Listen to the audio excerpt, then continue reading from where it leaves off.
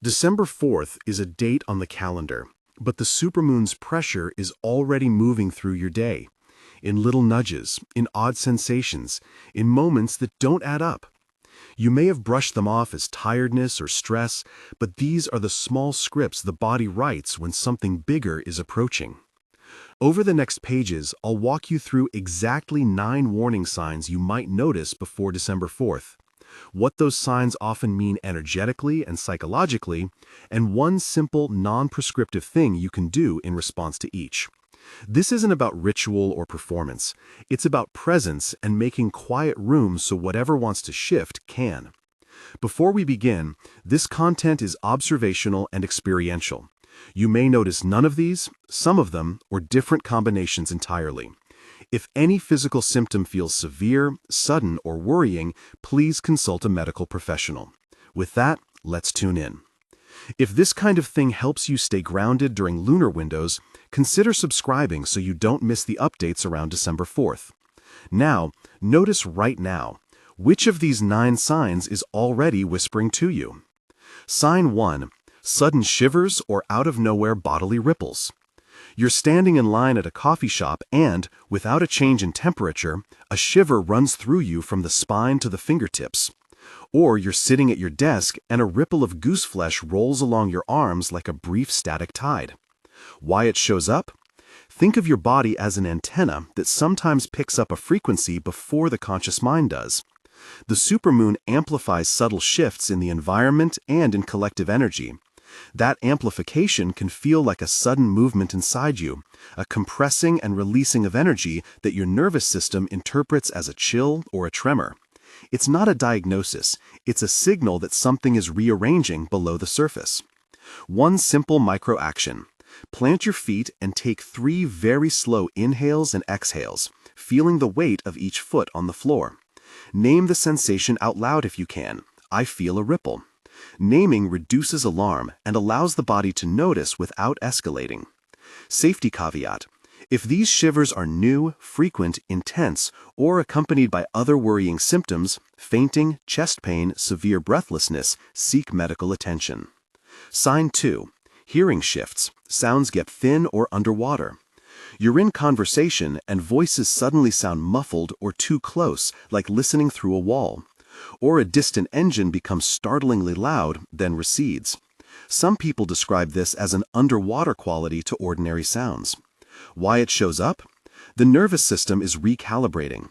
When energy compresses or expands internally, your auditory filters can shift for a few moments. This is not unusual when large energetic windows open.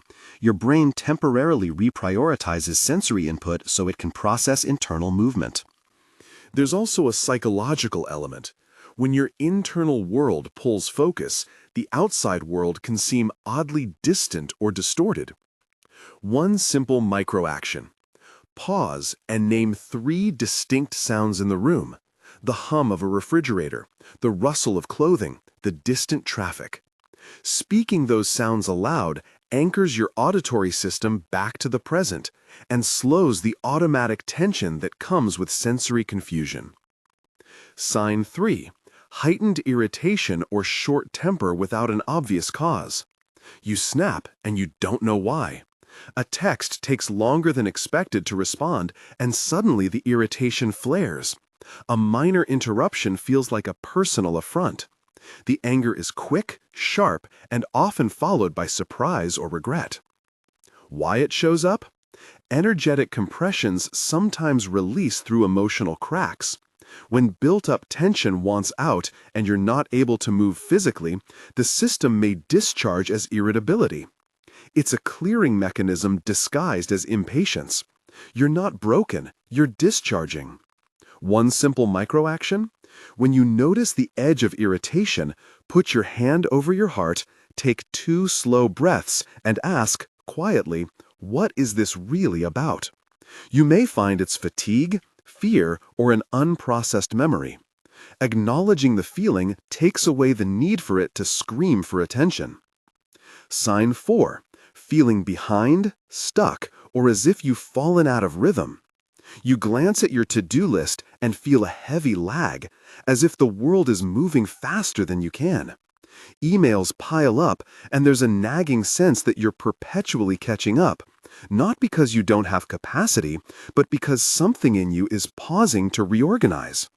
Why it shows up? The supermoon often highlights stagnation, things that have been left in limbo, or parts of life that need small shifts before momentum resumes.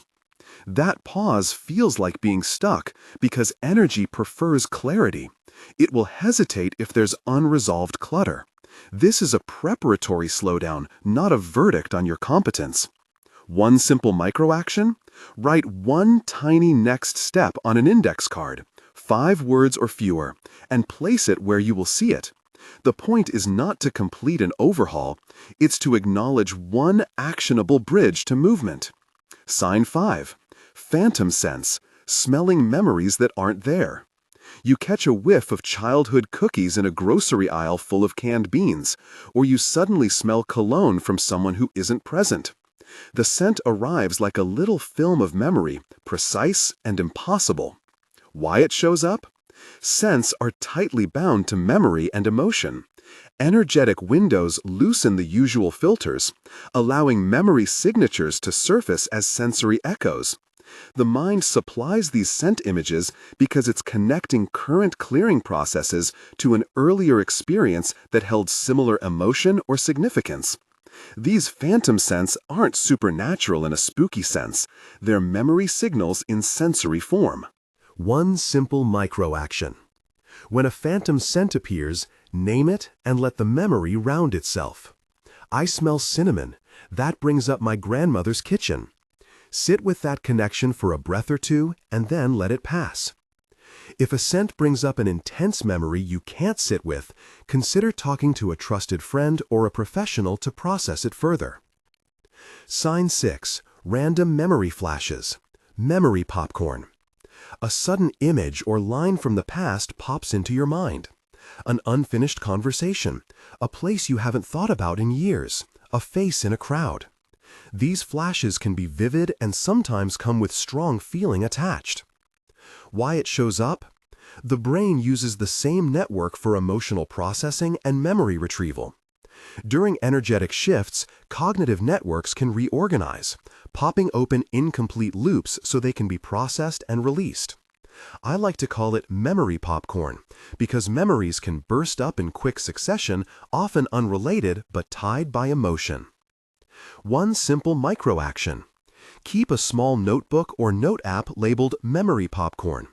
When a flash arrives, jot a one-line note and one feeling word beside it. This quick inventory helps your brain offload the loop into a safe container so it doesn't have to keep looping internally. Sign 7. Sleep shifts. Waking early or waking at a precise minute. You wake up at 3:03 a.m. every night for 2 nights, or you fall asleep fine and then wake exactly 90 minutes later. Or you find yourself on the verge of sleep and an unexpected clarity or idea arrives, making you too alert to drift. Why it shows up? The moon has a long-standing relationship with circadian rhythms, the internal clock that regulates sleep and wake. When a strong lunar event happens, your internal timing can be nudged. Think of it as temporary entrainment. Your system is aligning to a different beat, and that alignment can show up as repeated, precise awakenings or earlier than usual mornings.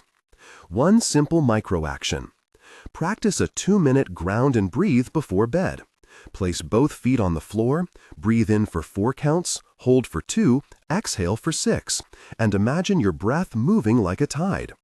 If you wake in the night, don't reach for screens. Trace the contours of your breath and resist the urge to analyze why you're awake. Safety caveat.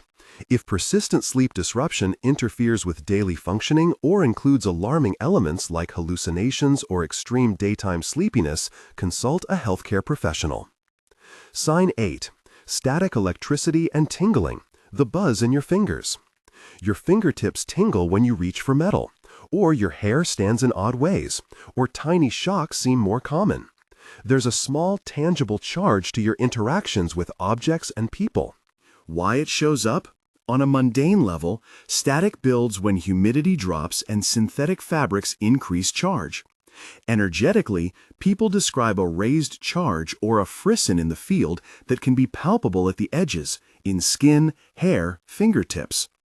During strong lunar moments, people often report this sense of extra voltage, as if the body is temporarily more conductive to subtle currents.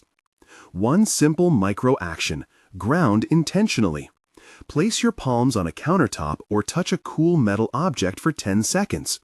If you can step outside, press your bare feet into damp earth for a minute. The goal is simple contact. It equalizes small charges and gives your nervous system a place to settle. Sign 9. Social and perceptual shifts. Homesickness for a future you don't yet know. You find yourself pulling away from certain conversations or feeling a strange longing for something that hasn't happened yet, a place, a partnership, a work life, as if your attention is already inked into a version of the future you can't name. Or you notice who drops away and who brightens. Why it shows up? As internal clearing happens, your priorities and perception of who belongs in your life can shift. You may feel a homesickness for a future self, that quiet, steady feeling of, I'm moving towards something and it's not here yet. The supermoon tends to magnify this process, accelerating clarity around relationships and where your energy needs to go. One simple micro-action: observe without acting. Name 3 people who feel different to you right now, and ask, without judgment, what would more honesty look like here? That question creates a window for mindful decisions rather than reactive cutting or clinging. A short composite vignette, an example of how signs stack and lead to a small breakthrough. Notice how these signs can arrive together. Consider Maya, a composite of people I've spoken with. 2 nights before a lunar peak, she began waking at 4:10 a.m., sign 7, smelling her father's cologne while washing dishes, sign 5, and snapping at a colleague during a routine meeting, sign 3. She half noticed a constant tingling in her hands, sign 8, and felt a peculiar homesickness for a life change she couldn't name. Instead of brushing it off, she wrote one small next step on a post-it, sign 4, micro-action: call Claire about the loan. That small, ugly but clear next step opened a conversation that led to a practical solution, and within 48 hours she felt less rigid and more aligned. The signs didn't create miracle outcomes, they nudged her toward one tiny, clarifying action that unlocked momentum. Short micro-guided grounding, 30 to 60 seconds you can use now. If you want to practice presence in the middle of a day that feels noisy, try this short script. Sit tall, place both feet flat and feel their contact with the ground. Inhale slowly to a count of 4, hold for 2, exhale for 6. As you breathe, imagine energy moving down through your spine into the earth like a gentle root. Do this 3 times. You've just made space. Why noticing matters beyond superstition. All 9 signs point to one practical truth. The supermoon is less a puppet master and more a magnifier. It doesn't force outcomes, but illuminates edges: unfinished business, unresolved emotion, latent decisions. When you notice these small signals, you have a chance to choose presence over reaction. Making space doesn't require any specific ritual. It simply asks you to pause, observe, and create a little container for whatever surfaces. A brief science-friendly sidebar, plain language. Some of what you'll notice has a sensible physical basis. Your circadian rhythm, the internal clock that tells your body when to sleep and wake, can be nudged by changes in light, routine, and stress. Static electricity is affected by humidity and fabric. Memory-flavored scents are real brain phenomena because smell has a direct line to parts of the brain that handle emotion. Thinking in both energetic and physical terms helps you stay grounded rather than swept into magical explanations. When these signs converge, what to prepare? Practical presence over ritual. You don't need to build an elaborate altar or follow a step-by-step ceremony to be ready. The practical work is internal. Clear just enough space that a small, wise action is possible when it arises. Here are 3 accessible practices to pick from in the 48 to 72 hours before December 4th. The 5-minute clear. Set a timer for 5 minutes, sit quietly with a pen and paper, and write down everything unfinished that surfaces for you. Not to solve it, just to notice. When the timer ends, fold the paper and set it aside. The micro contact. Twice a day, spend 30 seconds touching something grounding, earth, concrete, a tree trunk, even cold metal, and breathe slowly. The pocket question. Carry one question in your mind. What is the smallest next step I can take right now? When a sign prompts movement, choose that smallest step. A quick reassurance about outcomes. Remember, noticing the signs doesn't come with guarantees. The supermoon doesn't control fate. It amplifies conditions. When you respond with presence, you increase the likelihood of clarity and small useful openings. An unexpected message, a conversation that lands differently, a piece of insight that wasn't there yesterday. These are often quiet windows, not dramatic fireworks. A second micro-practice for emotional clearing. Read aloud if you like. If irritation or memory flashes become intense, try this one.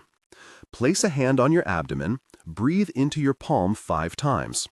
On the exhale of the 5th breath, say aloud, "I acknowledge this," and then let the feeling soften. This practice helps translate emotional energy into acknowledged material rather than unprocessed fuel for reactivity. Extra caution about interpretations. It's easy to slip into tidy explanations when you notice patterns, to say, the moon did X, therefore Y will happen. Resist that urge. Use probabilistic language in your inner narrative. I may notice, or this could be. This keeps you curious and adaptable rather than locked into a single storyline that may not be true. How the signs often foreshadow small external openings. You should expect the things that shift during a supermoon window to show up modestly at first. People report small, practical changes. An old friend texting with a timely offer. A job lead that coincides with a conversation. Or a sudden resolve to end a draining task. These are not mystical rewards. They're the byproduct of clearing and clarity meeting opportunity. When your internal field recalibrates, your external world often responds in kind. Concluding synthesis. Why these 9 signs matter together. Taken as a set, these 9 signs form a pattern. Your body and attention are being asked to make space. The shivers and sound shifts tell you your nervous system is sensitive. The irritability and memory popcorn show that emotional and cognitive loops are moving. The sleep and static signs reveal rhythmic and somatic adjustments. The social homesickness points to priority realignment. Together, they create a low, steady drumbeat. Prepare by presence, not performance. Final practical checklist for the 48+ hours before December 4th. Notice. Pause once an hour to check in with one of the signs. Breath, sound, scent, memory. Don't judge. Note. Record. Carry a small notebook for the memory popcorn entries and one tiny next step per day. Ground. Use the 2-minute breathing practice before bed and the 1-minute grounding hand on abdomen when emotions flare. Stay curious. Use questions instead of commands. What is this inviting me to notice? Rather than, what must I fix? Reach out if needed. If a memory or sensation is overwhelming, involve a trusted friend or professional. One more short story before we close. A small breakthrough. Tom, another composite, started sensing a steady, inexplicable restlessness, sign 4, and waking at precise minutes, sign 7. He also noticed phantom cologne, sign 5, tied to a memory of a relationship he'd left unresolved. Instead of acting impulsively, he wrote a 1-line note, "Ask about forgiveness," and left it in his pocket. 2 days later, a mutual acquaintance mentioned that person in passing.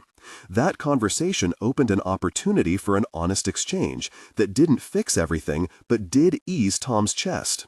The signs didn't deliver miracles. They nudged him toward an honest step. Closing invitation and one clear action. The practical takeaway for December 4th is simple. Make space. Pick 1 or 2 signs from this list and gently watch for them. When they appear, do the micro-action I suggested. Name it, breathe, ground, or write a tiny next step. If you felt any of these signs while watching this, share which one in the comments, and, if this content supports your awareness, subscribe so you won't miss additional guidance through the December 4th window. You don't have to solve everything before the supermoon peaks. Your job is to notice, to create small pockets of presence, and to respond with the smallest, clearest action available. That openness is often enough for the next door to open. If you're seeing or feeling any of these signs now, take a breath and offer yourself the space to show up, gently, curiously, and with steady feet on the ground.